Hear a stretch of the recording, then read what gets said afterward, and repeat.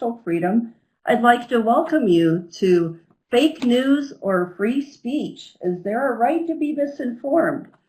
First, I want to thank Professor Emily Knox for organizing this panel and sharing a preview of it. The ALA Intellectual Freedom Committee is hosting this panel at ALA Annual in June. Today, we're fortunate to have 4 excellent research and library professionals help us understand the definition of fake news, how we identify that something is fake news, how it gets distributed and what happens then, and an important question from a First Amendment standpoint, is fake news legal?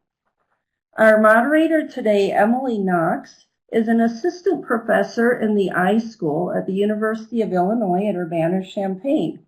Her research interests include information access, intellectual freedom and censorship, information ethics and information policy, and the intersection of print culture and reading practices. Emily is going to introduce our topic and our speakers today, and we're going to have a question and answer time at the end. You're welcome to enter your questions in the chat box as we move through the presentation, or you can type them in at the end. So thank you for attending. Today's webinar is being recorded and shared afterwards with those who asked to receive the link to the recording rather than attending the synchronous session. So thank you for being with us today, and I'm going to hand it over to Professor Emily Knox. Hi, Emily. Hi, thank you, Joyce. Thank you to everyone for attending this webinar. As noted, this is a preview of a panel that would be offered at the ALA Annual Conference in New Orleans. The panel is co-sponsored by the Intellectual Freedom Committee, the ACR Instruction Section, the ACRL Professional Values Committee, and the Freedom to Read Foundation. It will be held on Saturday, June 23rd from 4 to 5. It will also include all 3 speakers. It will include all 3 speakers from the webinar today and 1 additional panelist who is unable to join us, Damaso Reyes, the program manager for the National Nonpartisan Education Nonprofit News Literacy Project. Note that this continues to be, fake news continues to be a contentious topic, and there may be images and concepts that could be disturbing to some. I'll introduce the speakers in the order in which they will speak. First, we'll hear from Mary Minnow. Mary Minnow is a Berkman Klein Fellow, 2017 to 18 at Harvard University. Previously, she was an Harvard Advanced Leadership Initiative Fellow, and prior to that, a library law consultant on issues such as privacy, intellectual freedom, and copyright. She serves on the boards of the Institute of Museum and Library Services and the Digital Public Library of America. She is on the steering committee of Simmons No News, engaging with misinformation and disinformation. This is part of the School of Library and Information Science at Simmons College. It is working on a fake news project with the Berkman Klein Center and the American Library Association to offer social media users self-help tools. Next, we'll hear from Dr. Nicole Cooke. Dr. Nicole Cooke is an assistant professor and MS-LIS program director at the School of Information Sciences at the University of Illinois at Urbana-Champaign. Dr. Cooke is a 2012 graduate from Rutgers University with a PhD in Communication, Information, and Library Studies. She holds the MLS degree from Rutgers University and an MED in Adult Education from Pennsylvania State University. Dr. Cooke's research and teaching interests include human information behavior, particularly in an online context, critical cultural information studies, and diversity and social justice in librarianship with an emphasis on infusing them into LIS education and pedagogy.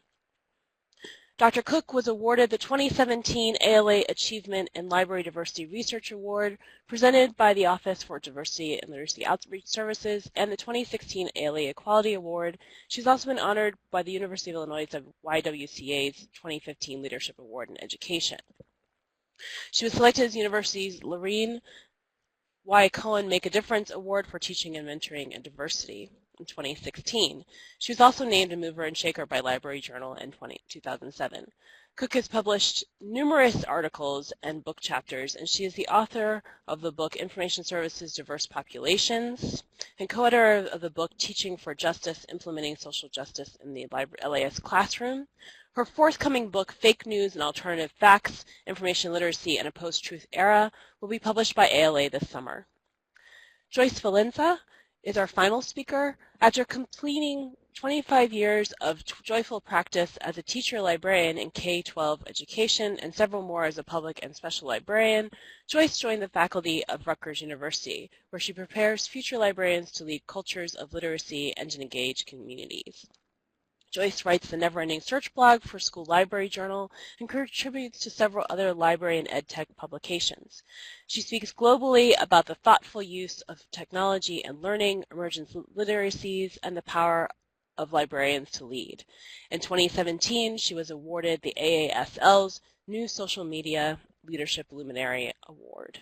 Her research interests include school librarianship, youth information seeking, educational technology, social media curation, OER, emerging literacies, social media, and online communities of practice. Joyce is active in AASL, ALA, ALESE, and ISTE. I'm now going to turn it over to our first speaker, Mary Minnow.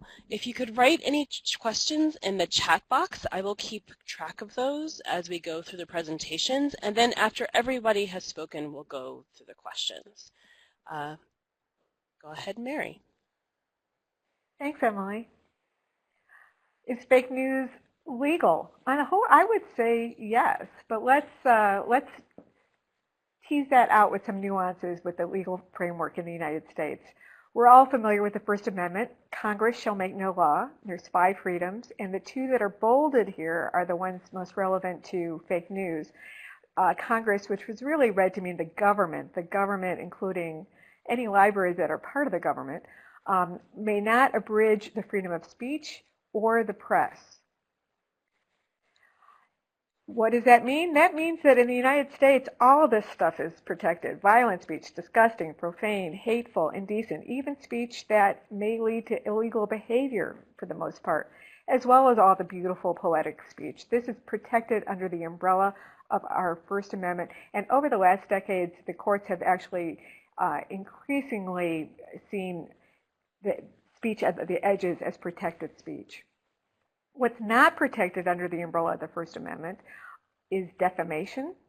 Defamation is the broader term for libel, which is printed, and slander, which is oral. And intentional infliction of emotional distress. Now, those 2 claims, defamation and intentional infliction of emotional distress, are what we see in the fake news lawsuits as claims. IIED, the emotional distress, it must be extreme or outrageous conduct that intentionally or recklessly causes severe emotional distress. It's very difficult to show. The next category is fighting words, incitement to imminent lawless action, true threats, solicitations to commit crimes, blackmail, are very individualized, not as likely to be found online. They're direct communications. Perjury, of course, is in the courtroom, and obscenity and child pornography are not protected under the First Amendment.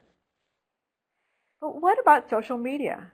Okay, so can Facebook, Twitter, Google+, etc., can they directly engage in unprotected speech? No. If they are the speaker, then the protections that they enjoy are the same as the rest of us. They cannot directly defame. They cannot directly cause intentional infliction of emotional distress.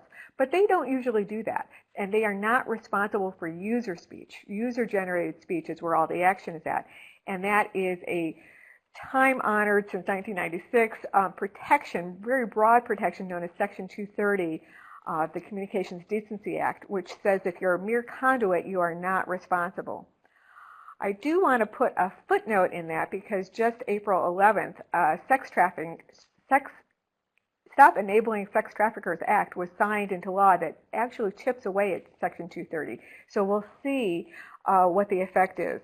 It says that a mere conduit cannot knowingly promote or facilitate sex trafficking. And right away, Craigslist stopped their personal ads. They said, well, we can't monitor this, so we're just going to stop all personal ads. So we'll see what happens in the future on that road. Now, here's the question. Can the social media restrict user speech?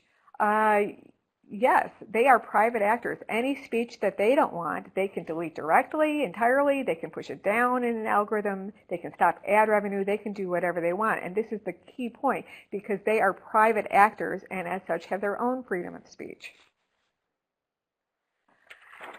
So what about the lawsuits? I took a look to see what the claims are, and they're defamation and intentional infliction of emotional distress.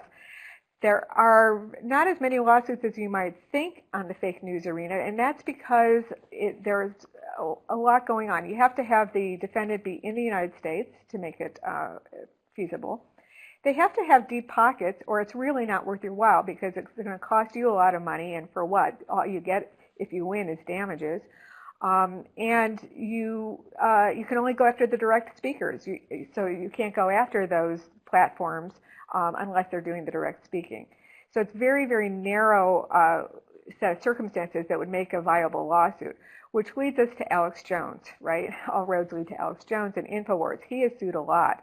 And here's a case that you may have heard of, the Chobani case, when he wrote or broadcast, Idaho yogurt maker caught importing migrant rapists. Well, he made these claims, and Chobani sued, and it was just a month earlier he had apologized to Comet Ping Pong. We all know about that case. And what happened? It got settled. So Chobani has no comment other than that the matter has been resolved. We do know that money changed hands. But let's move on to current lawsuit is the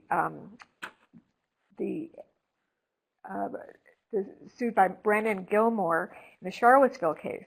So this is a picture on the right of Brennan Jones, who is the fellow who posted a video of the car ramming into the crowd, in which Heather Heyer was killed and at least 19 others were wounded.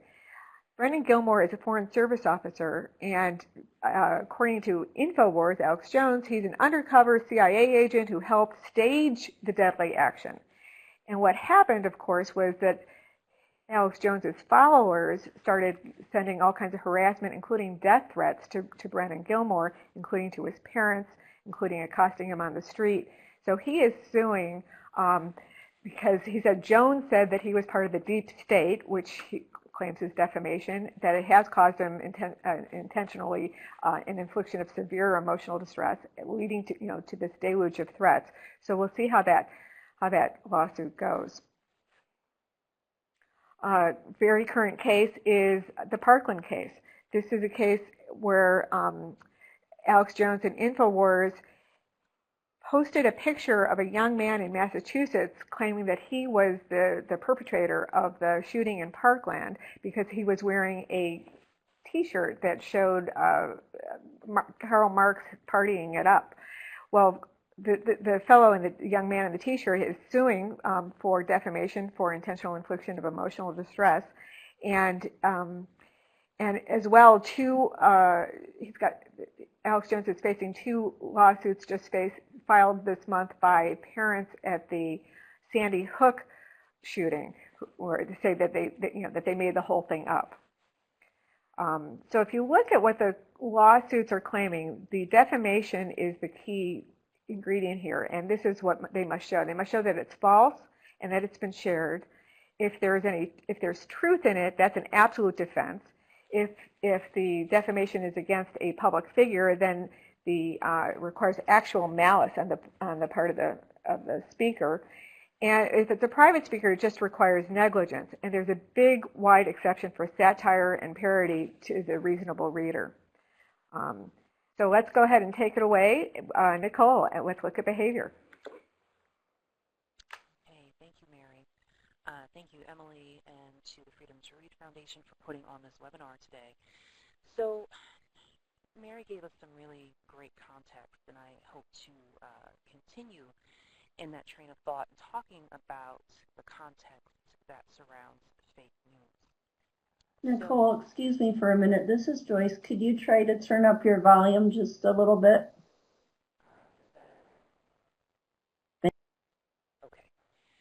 So in terms of thinking about fake news, that I've been engaged with, I'm trying to look at the information context that goes along with fake news. Specifically, how are emotions impacting how we deal with fake news? And so, I could give you a whole other webinar on Chapman. Chapman was a library and information science theorist, scholar, and she talked a lot about Nicole, quick interruption again. It's Joyce. It looks like a number of listeners are still having an issue with the volume. If you're able to either speak more loudly, adjust your microphone, or turn up the volume, I think we'll be better at that point. And if you could start with your slide again, that would be great. I have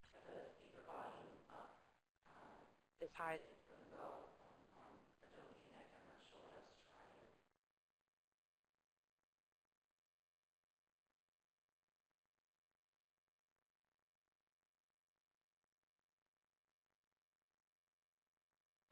So I'm going to try this again. Sorry, I apologize for the volume issue. So as I was saying, I try to look at fake news as we're talking about how we react to fake news.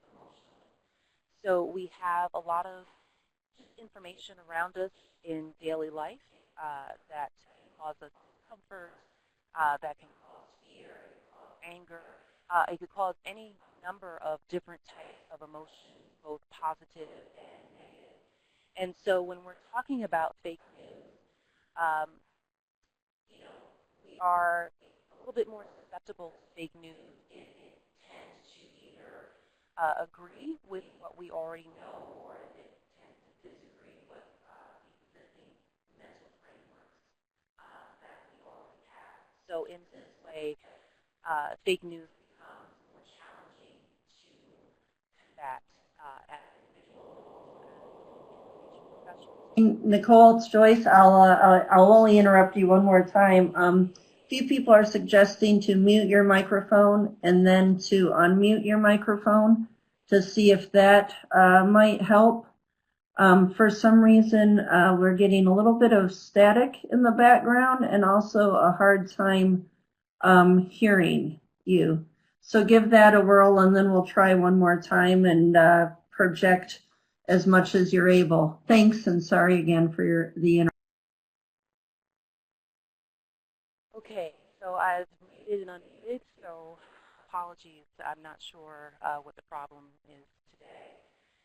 So I'm going to try and continue on talking about the different emotional responses that people have in terms of fake news, and therefore it becomes even more challenging to deal with as individual information consumers and also as information professionals who work with others to try and combat fake news and try to help others develop critical thinking and savvy information consumption skills.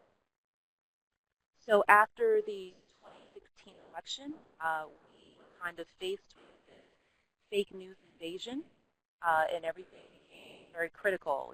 Fake news was a brand new problem, and how were we, particularly as information professionals, going to be able to address this problem in our libraries and in our other institutions. But if you think about really what underlies fake news, which is a lot of misinformation and disinformation, right? So disinformation is just false information that is propagated in a variety of different platforms. Disinformation is going to be that same false information, but it could have some malicious undertones, right? So false information is then being deliberately put out into the atmosphere to trick or mislead people for whatever reason. But if you think about... Nicole, it's Emily. We're going to have you log out and then log back in, and we're going to move to Joyce's slide so that you have time to do that, if that's okay.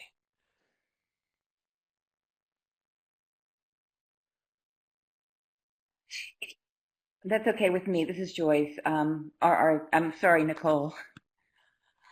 Should I get started? Yes, go ahead. Okay. I'm going to share my screen. Give me a sec.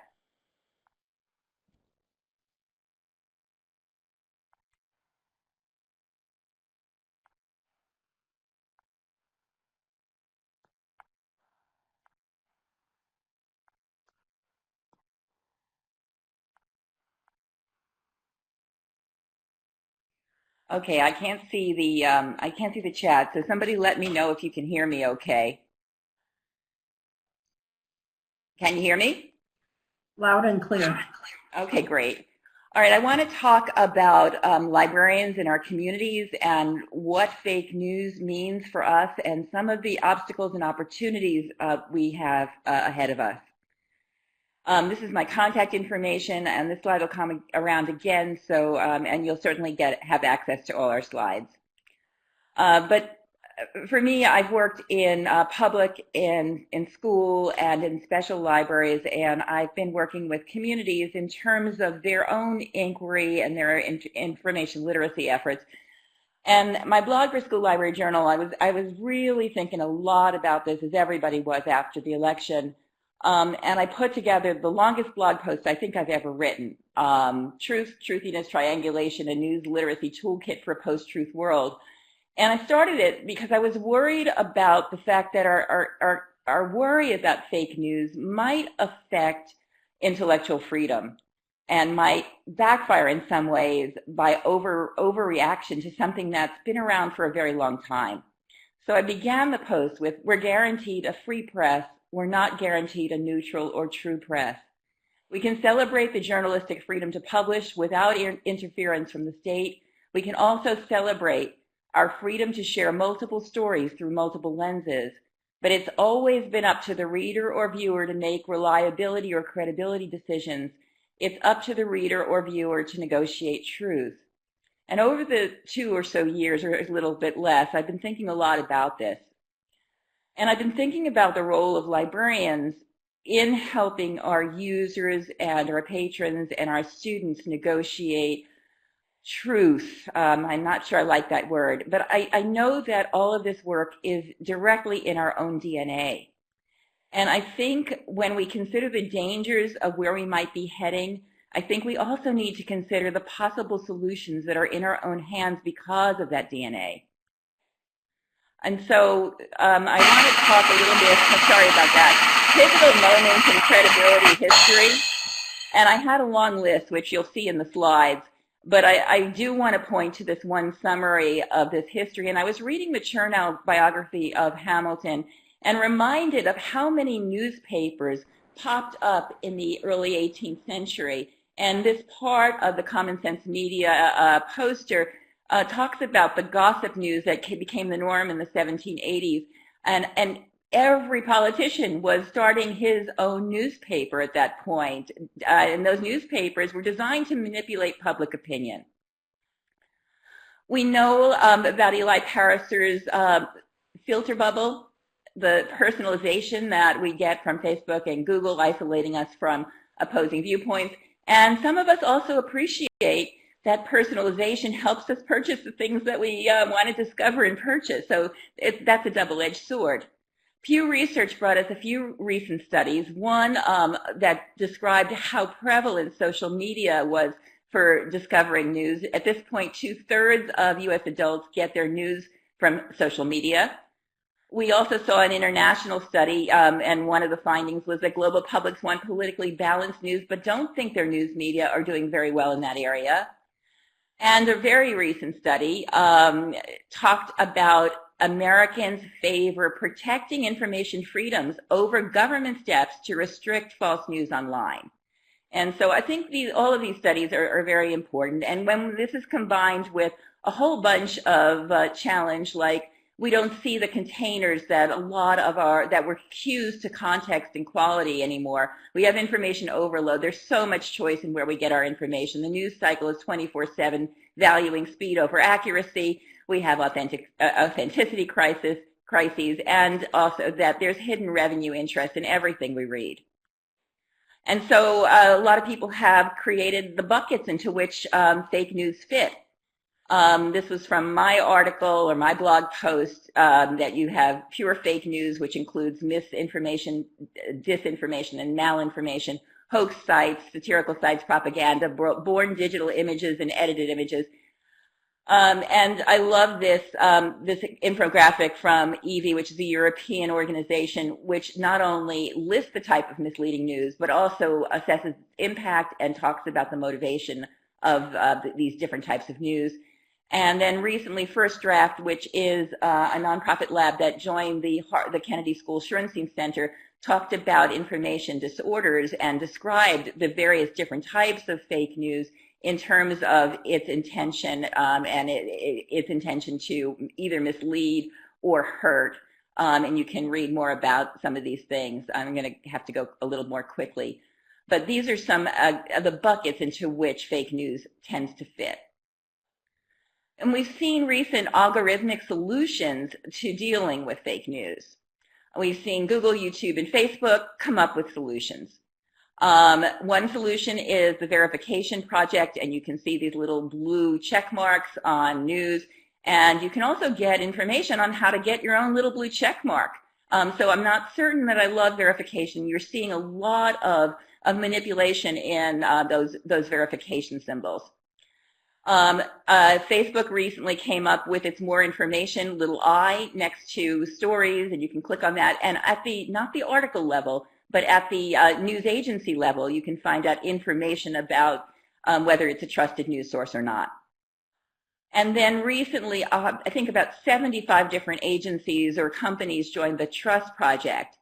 And that Trust Project means different things in different places, but it has decided on a core set of 8 trust indicators to implement. And at the Google level, I'm going to go quickly, but the Google level promises 3 elements: knowledge cards for greater transparencies, understanding the motivation, which is what type of news. Is it editorial? Is it pure news?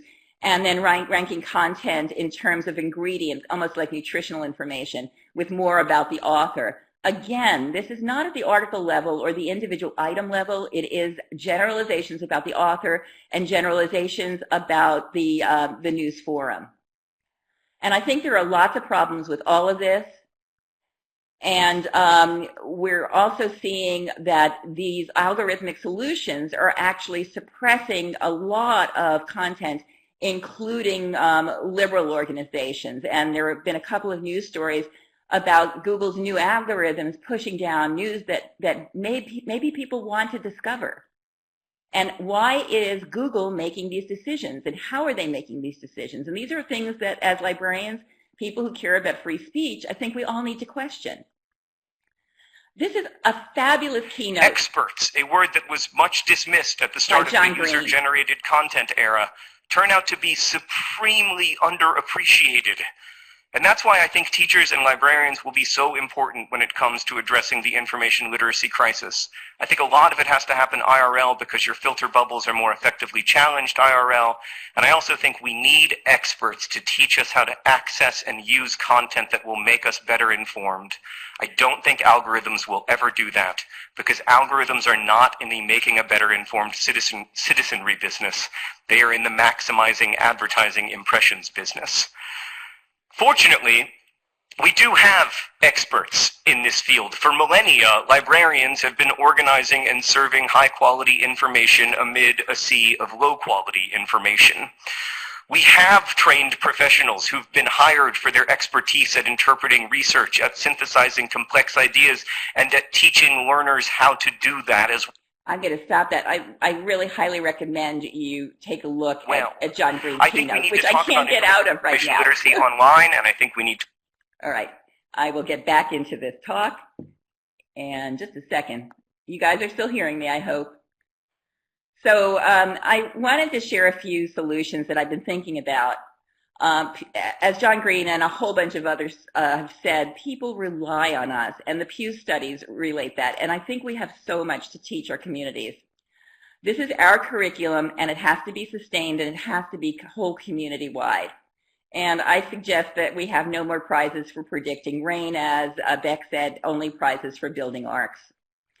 Recently, Dana Boyd at South by Southwest EDU caused quite a bit of controversy when she questioned the way we're teaching news literacy and talking about fake news in school as a binary approach. And she got another great keynote to watch. She got a lot of reaction, especially by the media literacy educators who deny that that's the way we teach. And I think one of the things that I think was missing in Dana Boyd's speech was a recognition that librarians have been working hard on media literacy. And Faith Rogow, who is with NAMLA, actually wrote a wonderful response to Dana Boyd's talk about the fact that we're not teaching media literacy in a binary way. We do not ask if there is a bias in a particular message, but we ask what the substance, source, and significance of a bias might be. And there's some wonderful responses in there. And I do see great work going on in our schools. This is just some background from NAMLA. And we know that in our schools and in our libraries, we are guided by our standards. The ACRL framework is one fabulous one to consider about the nuance of information. Authority is constructed and contextual. There are no binary goods and bads. The recent ASL standards, especially in the area of curate, talks about this. And the ESD standards as well, which is the International Society for Technology and Education. The picture has been described as bleak. The Sheg report talked about young people's inability to distinguish fake news or different types of news. And one of the major people behind that study, Sarah McGrew, said the internet is not going to change. We're not only going to allow credible information, we're the ones who are going to need to change, and we get better by teaching students to do it. And so one of the gifts from Sheg was that they put out their whole study and they gave us the items for us to look at, 20 different assessments, including this one on assessing the accuracy of a news image. And they also gave us the rubrics that we can use to work with students on. I'm going to skip. And I think I have three solutions that I want to suggest very quickly. I think that instead of teaching SAT vocabulary words, and there's been some modification on those, that we ought to introduce a school-wide, across our communities, a new glossary. And those new glossary words I put on this chart, and you're welcome to copy it and use it however you want. But among those words are virality. I think kids need to understand how media circulates. I think people need to know the word clickbait. I think people need to know that they're often looking for information that conforms to their own opinion, confirmation bias. What is an echo chamber? What is the herding phenomenon that affects journalists as they move towards a story and all migrate towards one angle? Native advertising, how does that differ from the actual editorial content? Reputation and brand heuristics. Are we going to the New York Times or CNN because we believe on that name recognition? And is every story in either of these agencies equally true? Are we teaching kids to triangulate? Do they know about trolls? Thing number two, curating options for discoverability. People go to the same news source over and over again. That's been revealed in those Pew studies. As librarians, this is something that is in our DNA. How can we help discoverability? One thing I was able to do in 10 minutes and have showed many kids to do is how to curate their own information lives, including their news lives. In 10 minutes, using something like Pearl Trees, you can put together an array of news sources that you can carry with you on your mobile. This is a sort of skill I think we ought to be teaching in school and public libraries. Using current awareness services that have to do with social media. All of these have experts who are curating news in various different niche areas, and all of these are searchable. Using tools like All Sides and pushing things like that to our users' noses so that they see that All Sides actually curates news from diverse perspectives on a little bit of a scale, and you can see what that looks like. And also has a dictionary so we understand how journalists are using words and how words can really be loaded. We can, in our LibGuides, this is a very simple one I used to use at the high school, push quality news sources and news sources that are not necessarily Western in front of our users. Using tools like Headline Spot, people can find news from all different formats of news and from all over the world, museums' front pages. And apps, we can recommend apps like Swipe, which was developed by a 14-year-old Irish kid so that kids can have all these news stories on their phones. And then create a few good tools for sustained information instruction across your learning communities or your regular communities. Instilling whole communities, cultures of skepticism that also include checking your own search attitude and biases. Is your search language biased? Are you paying more attention to information that confirms your own beliefs? It's not only what's out there, it's how we approach what news looks like. I've also, as a teacher, I've put the onus of skepticism on the learner. So as I look at bibliographies, I ask students to create evaluative annotated works cited. That puts the onus of evaluating the source on the learner, not on me as a teacher.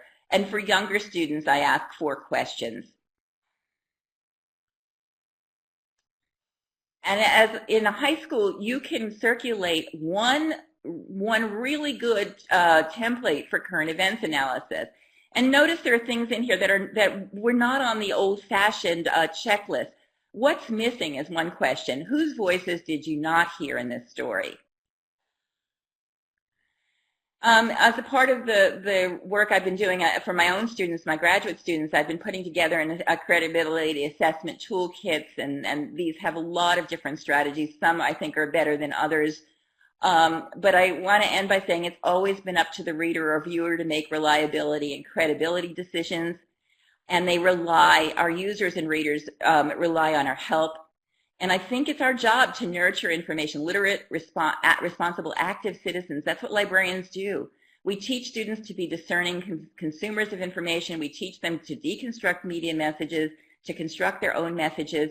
We teach them to interrogate sources. And as the landscape continues to shift, we have to update our own skill sets and toolkits to guide students in navigating the very nuanced universe of the news. We must also examine and recognize our own biases so that we are open to contrary and conflicting ideas. I think this is our banner to wave. I think these are opportunities for us. And I know that across library land, our solutions will vary, but I also know that across library land, our leadership is critical. And so I thank you, and I'll stop sharing my screen, and I'm hoping that my colleague is in good shape and ready to go. I got to get back to my other screen, though. Help me out, guys.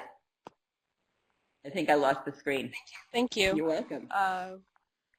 We will get this back to our regular screen. And Nicole, if you'd like to go ahead once we have your slide up. Okay, if you just go ahead and in the upper right-hand corner, click on Stop Sharing.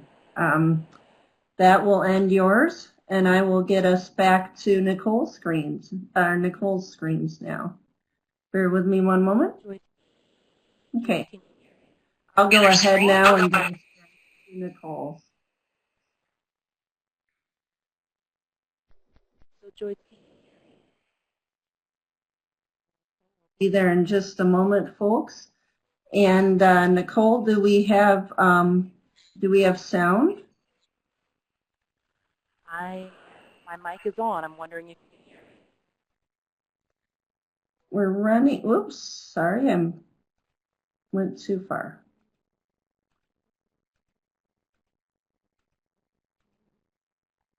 Okay, Nicole, give it a whirl and just attempt to have your volume up. Attendees, if we have a problem hearing, please turn your speaker volume up, and we'll give it a whirl. Nicole, take it away. Okay, Joyce, can you hear me before I get started? I'm running into some of the similar problems from before. Is your volume all the way up on your speaker?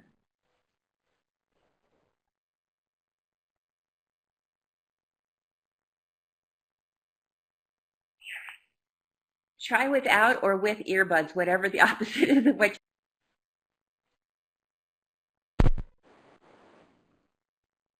Can you hear me now? Wonderful. Perfect. Oh, my goodness. All right. Okay, take it away, Nicole. Thanks, everybody, for your patience. Right. Yes, my apologies, and I'm glad we finally figured. Thank you, Joyce Valencia, for that very simple solution. All right, so I'm going to keep it short. You've heard a lot of great information already from Mary and Joyce. But really what I wanted to add to the conversation is really to talk about the emotional dimensions of fake news, right? So fake news is really about misinformation and disinformation, and you saw on Joyce's slide, malinformation. And people react to information in different ways. So information can elicit a wide range of emotions, both positive and negative. And so part of what we encounter with fake news is that it either cosigns with what you already believe, or it could push back against what you believe, right? So on one hand, the news that you're hearing, whether it's fake or otherwise, may make you feel comfortable, and you might gravitate towards that. And then there's the news that might make you angry or uncomfortable or fearful or any of these things. And this is the kind of information that we tend to avoid or tend to dismiss. So when we have these different elements of fake news, it becomes challenging to really address it, because it does really have some appeal to our base level emotions. So after the 2016 election, there was a lot of, talk and kind of almost at crisis levels. We have this fake news phenomenon, and how are we ever going to address it? But if you think about it, we've always had fake news, right? Even if we didn't call it as such. But there are newspaper clippings and records back to the previous century that actually reference fake news. But over the course of history, we've dealt with clickbait. We've always had satire. We've always had gossip, right? Think back to the National Enquirer, which is probably, one of the epitomes of fake news. And then we had yellow journalism. We had propaganda, right? So we've always dealt with this issue. And as information professionals, we know that we've been working with information literacy and trying to encourage good information evaluation, critical thinking skills, etc. And so this is just a new round for us, new opportunities for us to do that work. So with that in mind, I just want to talk to you a little bit about what I do here at the School of Information Sciences at Illinois. I teach a class called Use and Users of Information, and it really is an information behavior class. And we talk a little bit about the affective dimensions of fake news and various information. So you've already heard some of these terms already. Joyce mentioned confirmation bias, this idea that we seek information that already coincides with what we believe, right? So this is the type of information that makes us comfortable, and if we're already comfortable, we're less likely to seek information from other sources. And then that is what leads into our filter bubbles and our echo chambers, right? So we're just hearing the same information over and over again, and that's what we tend to believe. Another issue is information overload, right? We're always surrounded by information, and it becomes hard to really parse out and really distinguish between good information and information that could be false or misleading. That could also lead to information avoidance, right? Again, if it's something that makes us uncomfortable, we're more likely to push it away or try to avoid it.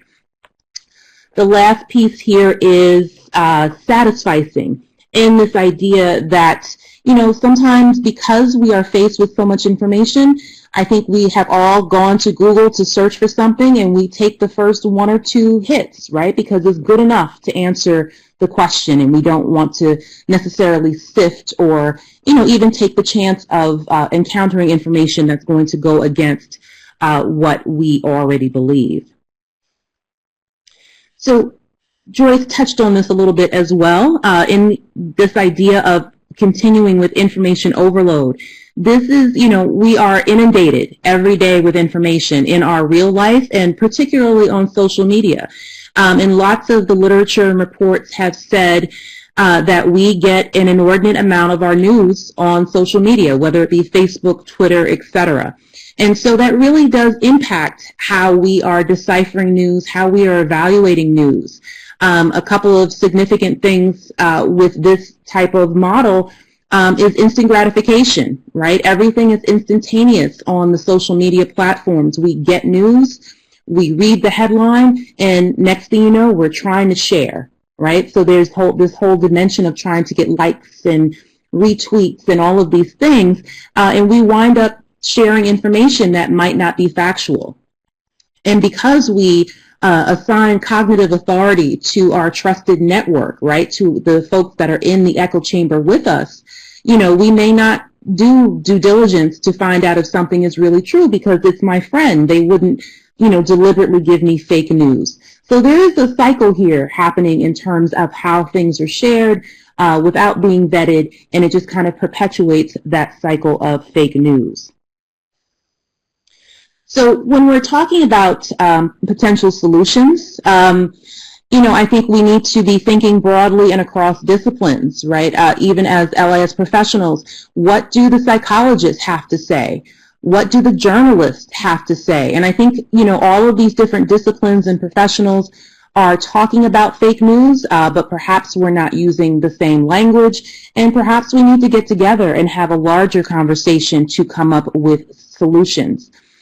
Transferable skills. One thing that I've encountered in my work thus far is, you know, folks who really know how to evaluate a website because they've participated in information literacy, taken classes, etc., don't necessarily automatically transfer those skills into the fake news realm. So how do we get out of our silos, if you will? Thinking about meta-literacy, and meta-literacy is this idea that it's not just about information literacy or media literacy or visual literacy or any of the other literacies, but looking at it from a broader perspective to really incorporate more context into this larger problem. And with this, we need to be thinking about the next iteration of fake news, right? This is not going to stop. It just might come up again with a new name. And with that, as information professionals dealing with the public and students, we need to be thinking about how to make it clear to our constituents that they need to really be cognizant of what to think and how to process, right, instead of focusing exclusively on how to think and how to accomplish particular tasks and duties. All right, so with that in mind, I will stop here. Again, thank you all for your patience in trying to get this presentation up and running. Thank you, Dr. Cooke. I am so looking forward to your webinar. So now we can take questions if you'd like to type them in the chat box.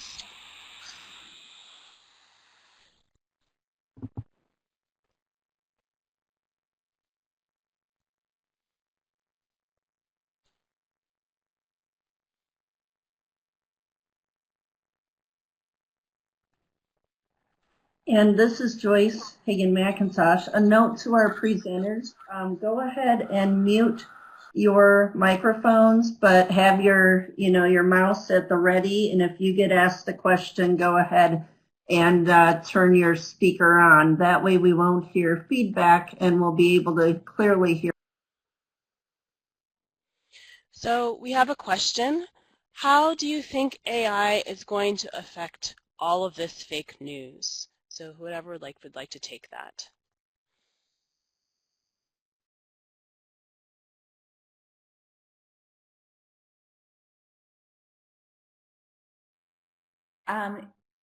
Well, Nicole, one thing, this is Joyce, one thing I worry about a lot is that when we ask our digital assistants questions, it's really hard to reprogram them into going to where we want them to go to get the information. And so they're going by default to Bing or Google. But I'd love for our digital assistants for us to be able to train them to go where we want. For instance, sometimes when I want data, I want my digital assistant to be able to go to Wolfram Alpha to get that data. But I don't know enough to program it yet, but I know there are people who know that. So I'm hoping that that's just one aspect of AI. I'm wondering if anybody else knows more than I do.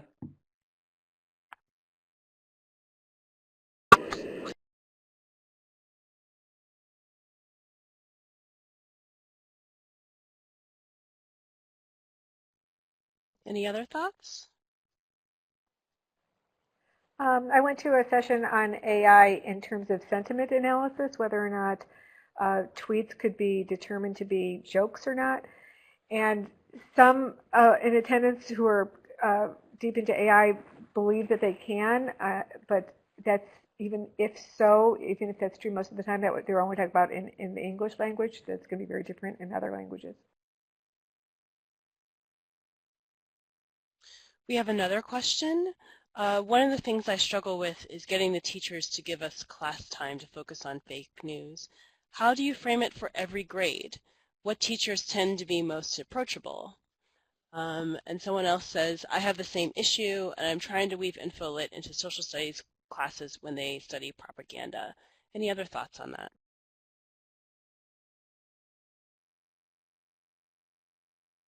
This is Joyce. I think probably being K-12, this may give me more experience in this, but those forms that I created, you're welcome to use. What we wanted to do, and I'm not a big fan of forms, but they became actually district-wide tools.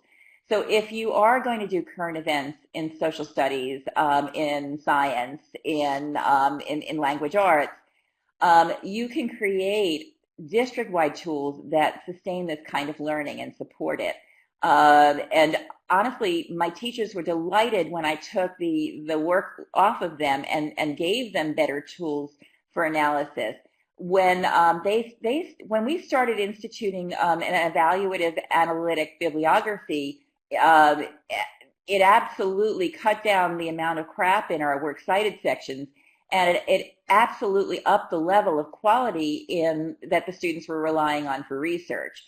Pushing out, embedding your best resources on the learning management systems of the classroom teachers goes an awful long way to making your classroom teachers happy and also making sure that the students have access. In a lot of K-12 situations, our library websites are actually completely separate from the classroom teachers' websites. There is no reason why we can't infiltrate learning management systems and teachers' websites. It's so easy to do. And also, I think your teachers are also, yeah, sorry. Oh, Joyce, there's another question about Pearl Tree. I'll be happy to send you. Yeah, I mean, one of the things I do study is digital curation, and this is it's a free and very easy platform for curating content, and it's very visual and it's easily embedded anywhere else. And so I can happily write to me offline, and I'll be happy to give you more information. But it's pearltrees.com, and I use it actually for reading lists for all of my courses. And my students, and I also use it as a gallery for student work. There's another question. Do you all have a personal preference as to what is your go-to for an initial check for the validity of a news item?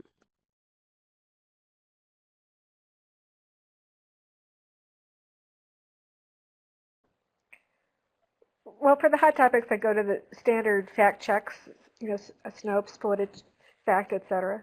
Others?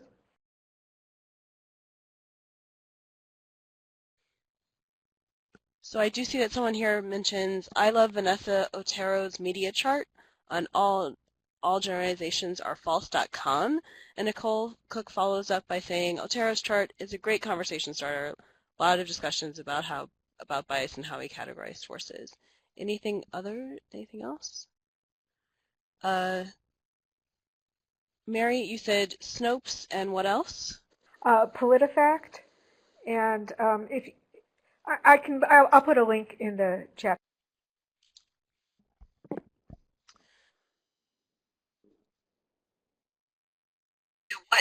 I've been curating a list of these, so I'll be happy to send them to you.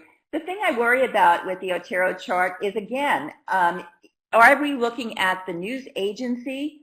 I mean, or are we looking at individual items? You know, because I think that there are so many different types of writings in all of these. And honestly, I also want to evaluate tweets, and I also want to evaluate blog posts. And sometimes my best content is gathered through a tweet that leads me to other content.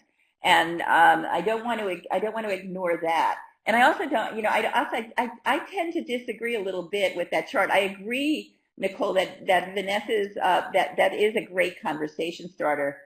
But I don't completely agree with the assessment of the tools right now. There's another question. Someone asked me this week if we are collecting broadly so that people can compare sources and make their own decisions.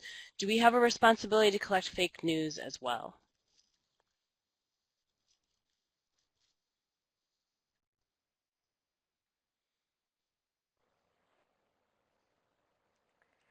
I think the best we can do is collect everything and then have a lot of context, and in addition have areas of curated sites, but there's no way to determine what's what.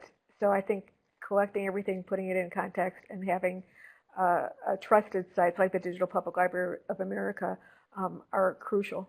But this is a really complex question. I'd love to hear others' thoughts.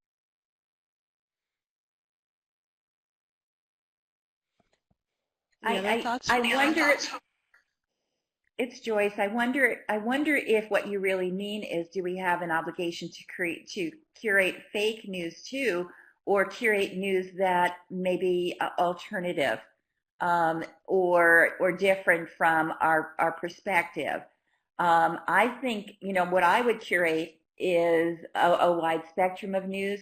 I wouldn't intentionally go after news that is clearly fake. So we could argue about whether content farms are fake news or real news, but there are some things that really do look fake when you see it, and I would avoid curating that, but that's my personal opinion.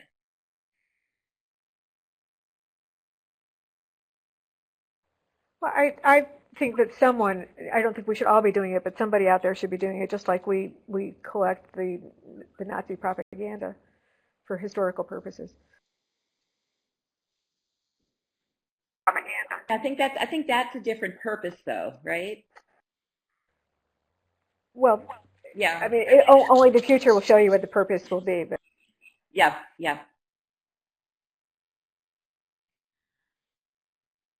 But Floyd, we do when it comes to studying Nazi propaganda, right? So, and we also have Internet Archive to collect all of this stuff. Yes, hurrah for the Internet Archive. It is spotty, so if there's something that we think is going to miss its tentacles, then using ArchiveIt or other tools to do our own specialized archives, I think, is really important.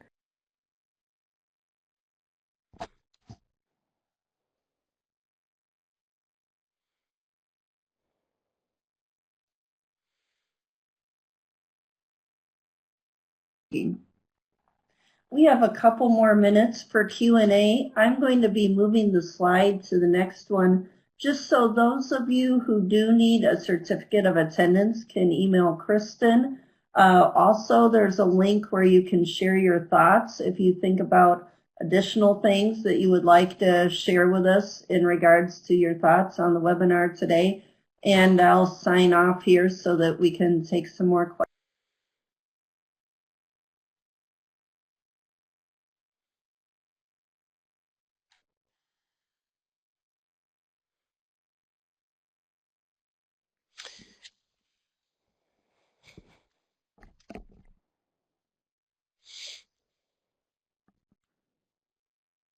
Are there any more questions?